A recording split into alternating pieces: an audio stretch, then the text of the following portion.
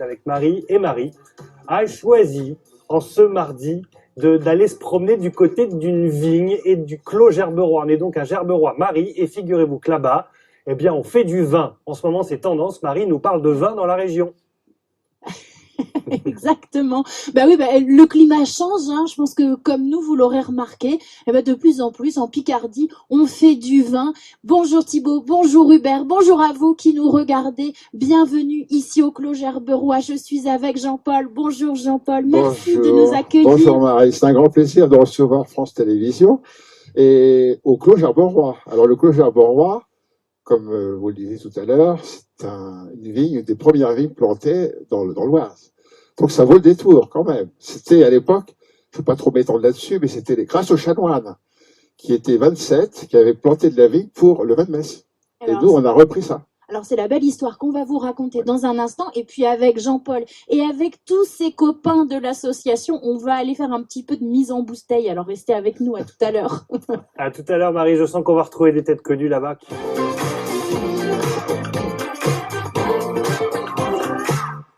Et Marie est au milieu de ces vignes. On est un peu à Montmartre, j'ai envie de dire. Pourquoi ?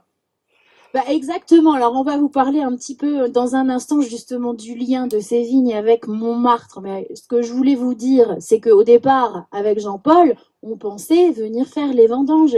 Mais bon, c'est un peu compliqué. On va attendre un petit peu, Jean-Paul. Et les vendanges, c'est un peu tôt parce que on n'a que 8,8 degrés d'alcool. Il faut qu'on soit à peu près à 9,5. Alors, c'était pas la peine de faire un simulacre de vendange. Autant les faire pour de vrai. C'est vrai que c'est un peu au détriment de la prise de vue. Ça aurait été sympa. Mais on le fera de toute façon, je pense, d'ici une dizaine de jours maintenant, pour attendre que le vin soit à maturité. Sans ça, ce serait du verjus et ce serait pas bien. Alors ici, on a principalement du pinot noir et du chardonnay. Alors on a 700 pieds de pinot noir et 100 pieds de chardonnay. Alors ça, c'est un pied de pinot noir. Et ce pied est un pied très important pour nous parce que c'est le pied qui a été décerné à Olivier Dassault, qui est notre parrain d'honneur en 2019. Il était heureux comme tout, nous aussi, et c'est une grande perte pour tout le monde. Maintenant, Olivier est dans les vignes du Seigneur, et nous, on est toujours avec lui parce qu'on pense énormément à son pied, et on le soigne du mieux possible. Et la grappe, c'est sa grappe, qui est très belle. C'est peut-être la plus belle. C'est la plus belle, c'est la plus belle. Du vignoble. C'est vrai que là, franchement, on aimerait bien vous montrer des belles grappes de raisin bien charnues, mais bon, là, le mildiou est passé par ici cette année, et c'est un petit peu compliqué. On est en train de rejoindre Jean-Pierre. Venez me rejoindre, Jean-Pierre Is, qui va nous expliquer justement le lien, Jean-Pierre, entre ces vignes et Montmartre. Alors, parlez dans votre micro, parce que c'est mieux si on vous entend. C'est vrai. Bonjour Marie. Alors oui, il y a un lien très fort avec les vignes de Montmartre en fait, le Clos Montmartre. Tout le monde connaît le Clos Montmartre pratiquement. Et ça a commencé lorsque mes parents étaient propriétaires de la Bonne Franquette, qui se trouve toujours à l'angle de la rue Saint-Rustique et de la rue des Saules qui descend aux vignes du Clos Montmartre. Mon père, Maurice Is, a créé à Montmartre la seule confrérie vineuse de Paris qui s'appelle la Commanderie du Clos Montmartre. Ensuite, papa a été président de la République de Montmartre, une très belle association qui Il me semble que vous aussi. Moi ? Non, c'est pas un insigne de la présidence, voilà. Voilà, donc en fait, c'est la belle médaille, n'est-ce pas, qui nous différencie des autres associations. Alors, la République de Montmartre a été créée en 1921 par Paul Bot. Paul Bot qui était un artiste et en même temps, il faisait beaucoup d'articles et la République de Montmartre était destinée, et elle continue, pour faire le bien dans la joie, c'est-à-dire venir aux enfants déshérités. Ici, nous avons créé des vignes à Gerberoy, car il ne faut pas oublier, c'est que dans le secteur des vignes, à peu près à 200 mètres d'ici, il y avait au Moyen-Âge déjà des vignes qui existaient. Oui. Alors, en 2004, Étienne Le Sidaner, qu'on va aller voir dans un instant, petit-fils du grand peintre Henri Le Sidaner. Exact. Et quand il a su, parce qu'il venait déjeuner dans notre restaurant que nous avions créé, en 1995. Il a su que vous vouliez faire des Eh vignes. ben voilà, parce que j'ai parlé toujours des vignes de Montmartre et je voulais faire le pendant. Et il vous a cédé ce terrain, mais pas gratuitement. Hein. Non, pas gratuitement. Alors, on va aller le voir, Jean-Pierre. On va aller le voir. Venez avec nous. On va aller voir Étienne Le Sidaner. Il est venu nous rendre visite aujourd'hui et il va nous raconter la suite de cette belle histoire. Bonjour Étienne, merci d'être avec nous. Alors, vous avez accepté que l'association du Clos Gerberoy s'installe sur ce terrain dont vous avez hérité, mais pas gratuitement, hein, Étienne. Ah oui, oui, c'est contre une bouteille par an. Voilà. Mais c'est pas grave. Ici, c'est une réussite extraordinaire de toute cette équipe qui a fait cette vigne et qui est aujourd'hui une des richesses de Gerberoy. C'est au pied de la belle ferme, d'ailleurs, qui est en train d'être rénovée. Alors qu'on reviendra voir dans quelques instants, parce que regardez, je ne sais pas si vous pouvez voir. C'était une ruine et on a tout refait. Ça va être un endroit, une ferme pédagogique, on va avoir un restaurant bio. Enfin bref, vous imaginez que pour moi, c'est une belle émission en perspective. Il y a des tas de choses qui vont se faire. C'est le genre de il y a sujet que j'adore. Il y a une salle de spectacle qui va se faire au premier étage pour 120 personnes. Alors juste avant de rendre l'antenne, de vous rendre l'antenne en plateau, un petit mot, Jean-Paul, ici, ce sont les bouteilles que vous avez produites depuis la création de ce vignoble. Voilà. Alors on a commencé par cette cuvée qui est cuvée dans une bouteille dite Aliénor. Alors c'est une sérigraphie du peintre Henri Le Sidaner. Et on était sponsorisé par Saveur Glace à l'époque. Et alors, toutes les bouteilles comme ça, elles ont chaque une bouteille étiquette. est différente. Alors, ce qu'on a voulu faire aussi, parce que nous sommes tous des bénévoles, amateurs de vin, on a voulu varier les plaisirs. Et comme avec le pinot noir, on peut tout faire, on a voulu faire donc, du rouge, du rosé, du blanc, du gris, ainsi de suite. L'effervescent. Et ça, cette bouteille-là est intéressante parce qu'elle a obtenu un prix à Gouvieux, le prix du jury. Bon, eh ben, on va vous rendre l'antenne et on va se retrouver, nous, dans quelques minutes. On va aller dans le chai, on va faire un petit peu de mise en bouteille. On peut pas faire de vendange, mais on peut mettre en bouteille et peut-être même goûter. Écoutez, les tabliers rouges sont sortis et quand les tabliers rouges sont sortis, ça rigole pas, ça dégorge dans tous les sens.